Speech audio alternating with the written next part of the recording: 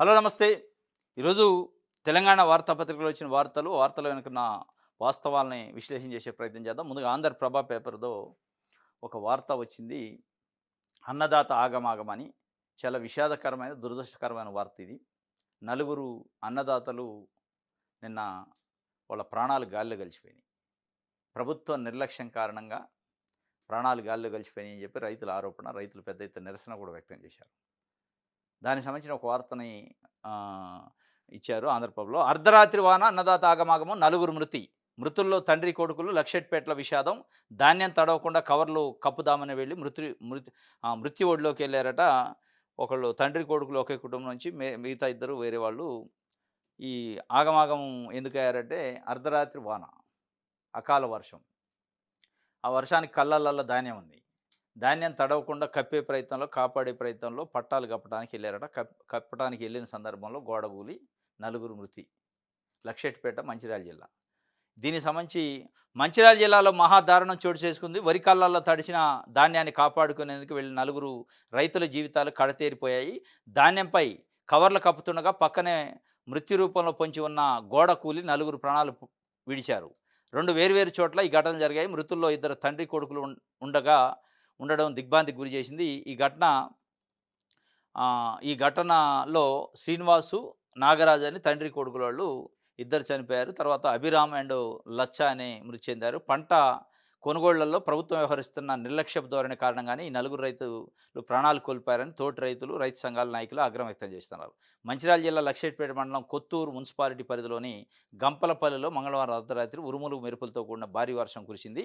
దీంతో రైతులు వరి కళ్ళాలలో నిల్వ ఉంచిన ధాన్యాన్ని కాపాడుకునేందుకు అక్కడికి వెళ్లారు.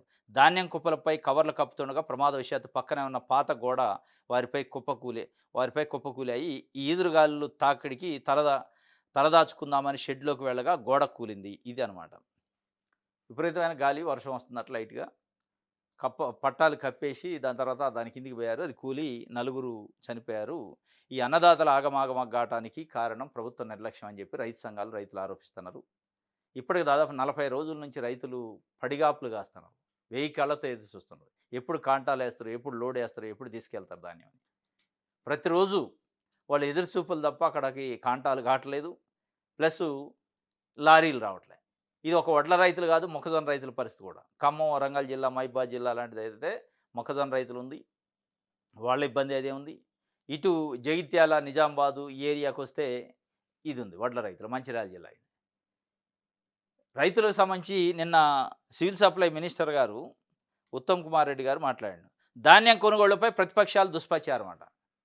మీరు ఒకసారి వెళ్ళండి. మీరు గాంధీ భవన్‌లోనే సెక్రటరీని కూర్చొని ప్రతిపక్షాలు దుష్ప్రచారం చేస్తున్నాయి. ప్రతిపక్షాలు, మీరు అధికార పక్షం ఏం చేసుకుంటారో చేసుకోండి కానీ, రైతులు అన్నదాతలు పడుతున్న అగచాట్లేదు చూడండి పోయి. వెళ్తే తెలుస్తుంది మీకు. మొక్కజొన్న కళ్ళాల్లో, వరి కళ్ళాల్లో ఉన్న రైతుల దగ్గరికి పోయి ప్రతిపక్షాలు రాజకీయం చేస్తున్నాయి, చాలా అద్భుతంగా ఉంటున్నామని చెప్పండి. వాళ్ళు చెప్తారు మీకు సమానం. కొంచెం అన్నా ఉండాలా. ఏ స్థాయిలో ఇబ్బంది ఉంది, మీకు కనీసం ఇన్పుట్ ఉందా? ఇన్ఫర్మేషన్ ఉందా? రైతుల నుంచి ఇంటెలిజెన్స్ రిపోర్ట్స్ ఉన్నాయా? రాజకీయాల కోసమే మాట్లాడతారా అధికారంలో ఉన్నోళ్ళు, ప్రతిపక్షంలో ఉన్నోళ్ళు? మీకు ఇక రాజకీయాలు తప్ప రైతులు అవసరం లేదా? ప్రతిపక్షాలు అట దుష్ప్రచారం చేస్తారట. మరి మీ ప్రచారం ఏది చెప్పరాదండి? రైతుల దగ్గరికి వెళ్తే దుష్ప్రచారం ఏది, మంచి ప్రచారం ఏది తెలుస్తుంది. ఈ రోజుకి కూడా స్టిల్ నౌ లారీలు లేక దాదాపు 30 రోజుల నుంచి వెయిట్ చేస్తున్న బస్తాలు కళ్ళల్లో పెట్టుకొని ఉన్నారు. ఏది దుష్ప్రచారం? ఏడ మీద అద్భుతమైన పరిపాలన? ఏది ఇస్తున్నారా లారీలు? కాటాలకి గన్ని సంచులు ఇస్తున్నారా? సంచులుంటే లారీ ఉండదు, లారీ ఉంటే గోదాములు ఉండవు. మీరు కనీసం మానిటర్ చేయటం రాదు, పరిపాలన చేయటం రాదు, అసలు రివ్యూ చేయరు దానిపైన. ఎవరో ప్రతిపక్షాలు మాట్లాడితే పొడుచుకొని వస్తారు. ఎక్కడ లేని కోపం వచ్చా. ఈ ప్రతాపం ఏదో రైతులకి సర్వీస్ చేసే దాంట్లో చూపించండి. అధికారులని కోఆర్డినేషన్ చేయండి. ఎందుకు సంచులు అందట్లే, ఎందుకు లారీలు అందట్లే, అసలు ఏంటి మనకున్న ఇబ్బంది ఏంటి అని ఏ రోజైనా కూర్చొని మాట్లాడారా? ఆయన చెప్తుండే civil supply minister Uttam Kumar Reddy గారు ధాన్యం కొనుగోళ్లపై ప్రతిపక్షాలట దుష్ప్రచారం చేస్తున్నాయట అని చెప్పి. ఇది మొత్తానికైతే అన్నదాతల పాపం ఆగమాగం నిన్న ఈ వర్షానికి సంబంధించి. రైట్. ప్రైవేట్ ఫీజు దోపిడీ నియంత్రణలో విఫలం. ఈ నెలలోనే ఫీజుల నియంత్రణ చట్టం తీసుకురావాలి. ఉచిత విద్య, వైద్యం మా పార్టీ విధానం. మాట తప్పితే అమరవీరుల స్తూపం వద్ద రాళ్లతో కొట్టండి. అది కొట్టేది లేదు, మీరు వచ్చేది లేదు. అంతా ఎందుకు పూర్తి ముచ్చట్లు? ప్రతి రాజకీయ నాయకుడు ఇది రాళ్లతోని కొట్టండి అంటాడు. ఎవరు కొడతారు మిమ్మల్ని రాళ్లతోని? మిమ్మల్ని రాళ్లతోని కొట్టి జైలుకి ఎవడు పోవాలా? మీకు కమిట్మెంట్ ఉంటే, మీకు చిత్తశుద్ధి ఉంటే, మీరు మాట మీద నిలబడేటోళ్ళు అయితే ఏ పార్టీ అయినా ఉచిత విద్య, ఉచిత విద్య, ఉచిత వైద్యం అంటారు. మీతోని అయ్యేదా? ఇవన్నీ ఓట్ల కోసం చెప్పే మాటలు తప్ప, వీరనే కాదు ఏ పార్టీ అయినా, కాంగ్రెస్ కానీ, బీఆర్ఎస్ కానీ, బీజేపీ కానీ, ఎక్కడొచ్చినాయి ఉచితంగా? ఏమొచ్చినాయి ఉచితంగా? అరే ఉద్యమకారులు ఉద్యమం చేస్తే ఉద్యమ కాలంలో చనిపోయిన వాళ్ళకే అసలు వాళ్ళని గుర్తించలేని పరిస్థితిలో 10 ఏళ్ల బీఆర్ఎస్ పరిపాలనకి సరిపోవాలి, టైం సరిపోవాలి. ఉద్యమకారులు ఎవరు? ఉద్యమంలో అమరులైన కుటుంబాలు, అమరులైన వాళ్ళు ఎవరు? వాళ్ళ కుటుంబాలు ఎవరు? వాళ్ళు ఎక్కడ ఉన్నారు గుర్తించడానికి మీకు టైం 10 ఏళ్ళు సరిపోవాలి. మీరు ఇక ఉచిత విద్య, వైద్యం ఇస్తారని నమ్ముతారు. మీరు లేరా 10 ఏళ్ల పరిపాలనలో? ఇప్పుడు వచ్చి ఉద్యమకారులు ఉచిత విద్య, ఉచిత వైద్యం, బీసీలు, ఎస్సీలు అంటున్నారు. నమ్మాలి కదా! నమ్మాలంటే మీరు 10 ఏళ్లలో ఆ పరిపాలనలో షేర్ లేకపోతే మీకు, మీరు కూడా ఆ పాలనలో భాగస్వామ్య పక్షం కాకపోతే, ఇప్పుడు నిజంగానే కొత్త పొలిటీషియన్ వచ్చిందనుకుంటున్నా. మీరు పాతోళ్ళే కదా! ఈ రోజు కూడా 1250 మంది అమరవీరులు తెలంగాణ కోసం చనిపోతే గుర్తించలే, పూర్తిగా 100% గుర్తించలేని పరిస్థితి. మన దౌర్భాగ్యం తెలంగాణ ప్రభుత్వం. ఇదేనా? అదైనా? ఇది ఆమె ప్రైవేట్ ఫీజుల దోపిడీ. ఇప్పుడు ప్రతి రాజకీయ నాయకుడికి, విద్యార్థి సంఘాలకి జూన్‌లో వస్తది, గుర్తొస్తది. ఏది? ప్రైవేట్ ఫీజుల నియంత్రణ అని చెప్పి. ఆ ప్రైవేట్ ఫీజుల నియంత్రణ అయిన దాఖలాలు ఇప్పుడు లేవు. ప్రతి సంవత్సరం ప్రకటనలొస్తాయి. ఎందుకొస్తాయి? ఈ రాజకీయ నాయకులు ఇదే టైంలో ఎందుకు ఇస్తారంటే సీజన్ అన్నట్టు. అడ్మిషన్లు, ఫీజులు సీజను. వీళ్ళు కాస్త ఒక స్టేట్మెంటో, 2 స్టేట్మెంట్లు ఇస్తే అక్కడి నుంచి డొనేషన్‌లొస్తాయి. ఇదన్నట్టు కథ. రాజకీయ పార్టీలకి, విద్యార్థి సంఘాలకు డొనేషన్లు ఇచ్చి మేనేజ్ చేస్తూ ఉంటున్నారు కాబట్టి మీరు ఈ ప్రకటనలు ఇస్తారు.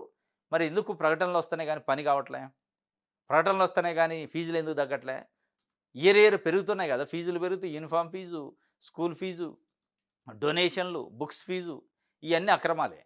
ఒక ట్యూషన్ ఫీజు తప్ప మిగతా వసూలు చేయొద్దు. ఏదన్నా ఒక అక్రమం ఆగిందా? ఒక అవినీతి ఆగిందా? అంతా విద్యా వ్యవస్థ ఉంది, ఇంటర్మీడియట్ బోర్డు ఉంది, ఎస్ఎస్సి బోర్డు ఉంది, స్కూల్ ఎడ్యుకేషన్ డిపార్ట్మెంట్ ఉంది, విద్యార్థి సంఘాలు ఉన్నాయి, ఇటువంటి పార్టీ నాయకులు ఉండరు, అందరూ ఖండించేటోళ్ళే. మరి ఎందుకు ఆగట్లే దోపిడీ అంటే? ఆగదు. వీళ్ళు ఖండన వెనక ఉద్దేశాలు వేరే ఉంటాయి. వీళ్ళ వీళ్ళ ప్రకటనల వెనక ఉద్దేశాలు వేరే ఉంటాయి. ఇది ఆంధ్రప్రభకు సంబంధించి. ఆంధ్రజ్యోతి చూద్దాం. సాధారణ మహిళగా సిపి సుమతి అర్ధరాత్రి ఒంటరిగా నడి రోడ్డుపై పోకిరీలు ఆట కట్టించడానికి secret operation. Dilsukh Nagar bus stand దగ్గరలో సిపి సాహసం, చుట్టుముట్టిన పోకిరీలు, మద్యం మత్తుల వేధింపులు. 40 మంది అదుపులోకి, అంతా విద్యార్థులు, ఉద్యోగులే. తల్లిదండ్రులకు సమాచారం ఇచ్చి వారికి కౌన్సిలింగ్, తోకలు కట్ చేస్తానని వార్నింగ్ ఇచ్చిన మల్కాజ్గిరి సిపిగా మొన్ననే 3-4 డేస్ బ్యాక్ బాధ్యతలు తీసుకున్నారు, ఛార్జ్ తీసుకున్న సుమతి ఐపీఎస్ గారు నిన్న హైదరాబాద్ దిల్సుఖ్ నగరు సెంటర్లో ఆమె ఒక ఆపరేషన్ చేశారు, స్ట్రింగ్ ఆపరేషన్ టైపు. సాధారణ మహిళ ఉన్నట్లుండి ఎట్లాంటి సెక్యూరిటీ కానీ గన్మెన్ లేకుండా సాధారణ మహిళ రోడ్లపైన అవసరం ఉంటే ఎట్లా బస్ కోసం, వెహికల్ కోసం అనివార్యంగా ఉంటారో అట్లా ఉన్నారు. ఉండి బస్ కోసం వెయిట్ చేస్తున్నట్టు, వెహికల్ కోసం వెయిట్ చేస్తున్నట్టు ఉంటే దాదాపు ఒక 40 మంది పట్టుబడ్డోళ్ళు ఉన్నారు. పట్టుబడినోళ్ళు ఇంకా ఉండి ఉంటారు నాకు తెలిసి. ఆకతాయిలు, పోకిరి శాస్త్రాలు ఆమె దగ్గరకు వచ్చి రకరకాల కామెంట్ చేయటం, అసభ్యంగా మాట్లాడటం, చుట్టుముట్టారట ఒక దశలో. చుట్టుముట్టి వేధింపులకు గురి చేస్తే మొత్తాన్ని లోపటేసి ఒక్కొక్కళ్ళ తోకలు కట్ చేస్తా అన్నారట. తోకలు కట్ చేసి ఏదో కౌన్సిలింగ్ ఇచ్చారట, పేరెంట్స్కి ఇన్ఫర్మేషన్ ఇచ్చారు, పంపించారు. ఎట్లా ఉండాలంటే కోటింగ్ పడాలి ఇట్లాంటి వాళ్ళకి. ఉట్టినే ఏదో కౌన్సిలింగ్ ఇస్తే ఇనే బాపత కాదు. అంటే ఇటువంటిది చేస్తే పోలీసులు ఎంటర్ అవుతారు, పోలీసులు ఎంటర్ అయితే తాట తీస్తారు అనే ఒక భయం ఉంటే తప్ప ఉత్తుత్త కౌన్సిలింగ్లు చేస్తే మళ్ళీ కుక్కతో ఒక్కొక్కరు ఉన్నట్టుంటుంది. ఒకవేళ వీళ్ళు మారొచ్చాం కౌన్సిలింగ్ ఇస్తే, ఇంకొకళ్ళు వస్తారు. ఎవడూ రాకుండా ఉండాలంటే అదే దిల్సుఖ్ నగర్ సెంటర్లో పబ్లిక్ చూస్తున్న సాక్షిగానే ఒళ్ళు చిట్టేటట్టు బాస్తే దాన్ని మళ్ళీ సోషల్ మీడియాలో పెడితే అప్పుడు భయపడతారు ఇంకొకటి చేయాలంటే. అబ్బో ఇదేదో కథ అడ్డంగా తిరిగేటట్టుంది కథ, మనం చేస్తే బుక్ అయిపోతాం అనే భయం రావాలి, ఎన్నులో వణుకు పుట్టాలి. మీరు పట్టుకున్నారు సంతోషం, చాలా సాహసం చేశారు సుమతి గారు. ఎందుకంటే ఐపీఎస్ ఆఫీసర్గా, ఒక మహిళా అధికారిగా ఆమెకు అంత అవసరం కూడా లేదు. డ్యూటీ లెక్క చేయొచ్చు. కానీ ఒక కొత్త వరవడి. అంటే అల్టిమేట్గా మన లక్ష్యం ఏంది? ప్రజలను రక్షించడం. కాబట్టి అది అర్ధరాత్రి, అపరాత్రి లేదా మారువేషంలో పోవటం ఇంకొకట, కానీ ఏదో ఒక కోణంలో ప్రజలను రక్షించే ప్రయత్నం చేయాలనే ప్రయత్నంలో వారు ముందడుగేశారు సంతోషం గానీ, కాపోతే భయం పుట్టాలి, భయం పుట్టించాలి. పుట్టిస్తే తప్ప ఆగరు. రైట్.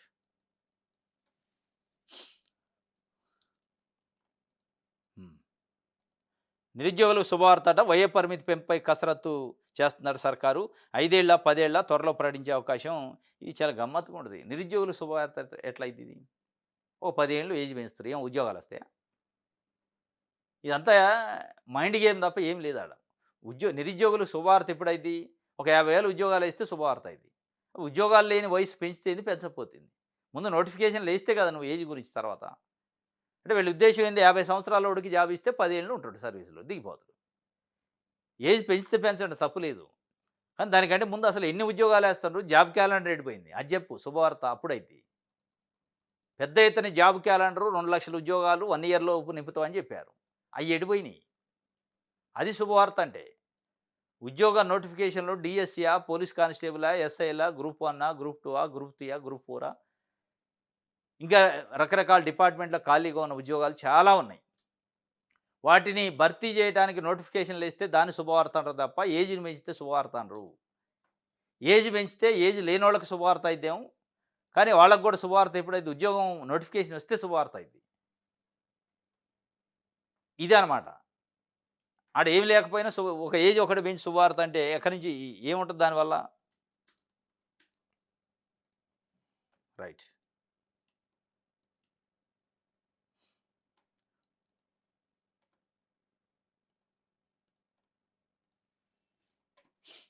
హ్మ్. ఇది 'ఆంధ్రజ్యోతి'కి సంబంధించి మన తెలంగాణ చూద్దాం.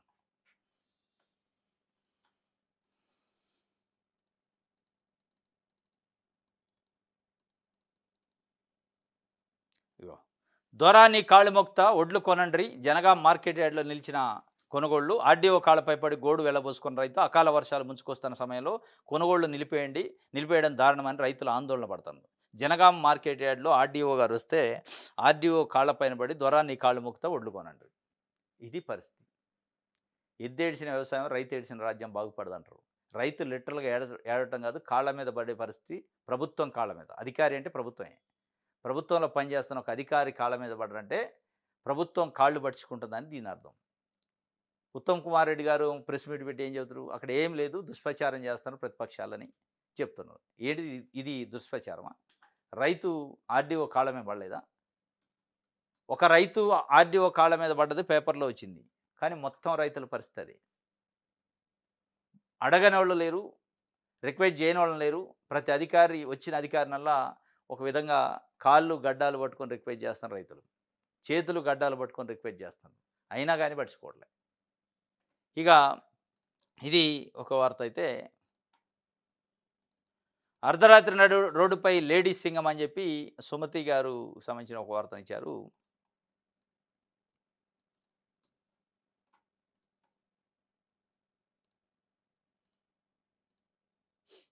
రైట్.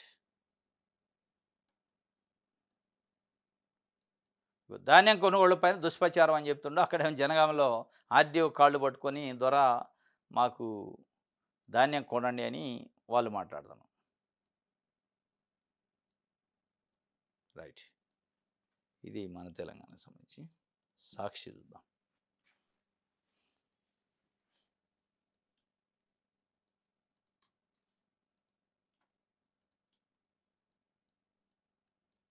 హ్మ్. నా కోసం ప్రజలను ఇబ్బంది పెట్టొద్దు. నా కాన్వాయ్ వెళ్ళేటప్పుడు ఇతర వాహనాలను గంటల తరబడి ఆపొద్దు. డీజీపీకి సీఎం రేవంత్ రెడ్డి సూచన. త్వరలో ట్రాఫిక్ బ్యూరో పెడతామని డీజీపీ సివి ఆనంద్ చెప్పిండు. ఇది ఎట్లా ఉంటుందంటే పబ్లిసిటీ కోసం స్టంట్లు లెక్కున్నాయి. ముఖ్యమంత్రి రేవంత్ రెడ్డి గారు ముఖ్యమంత్రిగా ప్రమాణ స్వీకారం చేసిన వెరీ నెక్స్ట్ డేనో, సెకండ్ డేనో మాట్లాడిండు. నా కోసం ఎక్కడ హైదరాబాద్‌లో గానీ, బయట గానీ ట్రాఫిక్‌ని నిలుపుదల చేయొద్దు. సాఫీగా జనరల్ పబ్లిక్ వెహికల్స్ ఎట్లా పోతున్నాయో నాది కూడా కాన్వాయ్ అట్లా ఎళ్ళాలన్నాడు. అది ప్రకటన వరకే ఉంది. పనిలో అట్లా లేదు. గంటల తరబడి ఆపుతుండ్రు. హైదరాబాద్ సిగ్నల్స్ దగ్గర 15 నిమిషాలు, 20 నిమిషాలు ఆపిన దాఖలాలు ఉన్నాయి వెహికల్స్‌ని. ఇది మొన్న ఔటర్ రింగ్ రోడ్డు దగ్గర ఒక వివాహానికి, ప్రైవేట్ కార్యక్రమానికి అటెండ్ అయితున్న ముఖ్యమంత్రి. ఆ సందర్భంలో దాదాపు గంట సుమారుగా గంట సేపు ఔటర్ రింగ్ రోడ్ పైన వెహికల్స్ ఆపితే, ఆ వెహికల్స్ యజమానులు, డ్రైవర్లు హారన్లు కొట్టి నిరసన తెలిపారు ముఖ్యమంత్రికి వ్యతిరేకంగా. అది ట్రోల్ అయింది బాగా.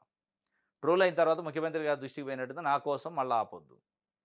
మీకోసం ఆపొద్దు అని ఎప్పుడో ముఖ్యమంత్రిగా అయిన కొత్తలో చెప్పారు స్టార్టింగ్‌లో. మరి ఆపినోళ్ళ పైన, ఆఫీసర్ల పైన ఏమైనా సస్పెన్షన్ ఆర్డర్ ఇస్తారా? ఆ సందర్భంలో ఔటర్ రింగ్ రోడ్డు ఘటనలో అక్కడున్న పోలీస్ ఆఫీసర్ ఆగాలి, ఆపితే ఆగాలి అని ఒక రుబాబుగా మాట్లాడాడు. ఇగో అటువంటి ఆఫీసర్ల పైన ఏమన్నా చర్యలుంటాయా? ఇప్పటివరకు మీకోసం మీరు ఆపొద్దు అని ఎప్పుడో చెప్పారు, ఆపుతా ఉన్నారు. ఇప్పటివరకు ఎన్ని సార్లు ఆపారు? ఆపిన ఆఫీసర్లు ఎవరు? ఎందుకు ఆపారు? వాళ్ళకి ఎక్కడి నుంచి ఆదేశాలొచ్చినియి? వాళ్ళ పైన ఏమైనా డిసిప్లినరీ యాక్షన్ ఉంటదా? ఉత్తుత్త ప్రకటనలు ఎందుకు చేస్తారు? మీరు ఈడ ప్రకటన చేస్తారు, మళ్ళా ఆపుతూనే ఉంటారు. భద్రతా దృష్ట్యా ఆపితే ఆపొచ్చు, తప్పులేదు. ఒక ముఖ్యమంత్రి కాబట్టి, వీఐపీ కాబట్టి, భద్రతకి ఇబ్బంది ఉంటది కాబట్టి ఆపితే ఆపాలా. ఒక 10 నిమిషాలు, 15 నిమిషాలు. గంటల తరబడా. 5, 10 నిమిషాలు ఆపితే ఎక్కువ. గంటల తరబడి ఆపేసి ఆపాలి, అంతే ఆపుతాం, ఉండాల్సిందే అని ఒక రుబాబు రాజరికం కాదిది. రాజు కాదు పోయేది ముఖ్యమంత్రి. ప్రజలు ఎన్నుకున్న ముఖ్యమంత్రే ఎళ్తంటే ప్రజల్ని ఇబ్బంది పెట్టే కార్యక్రమం చేయొద్దని ముఖ్యమంత్రి గారి ఉద్దేశ్యం. బానే ఉంది. కానీ ఉద్దేశ్యం అమల్లో లేదు. మాటల్లో ఉంది, చేతల్లో లేదు. దాన్ని చేతల్లో కూడా తీసుకురావాలి. రైట్. ఇది ఈరోజు న్యూస్ అనాలిసిస్. రేపు తాజా వార్తలతోని తిరిగి కలుసుకుందాం. Thank you.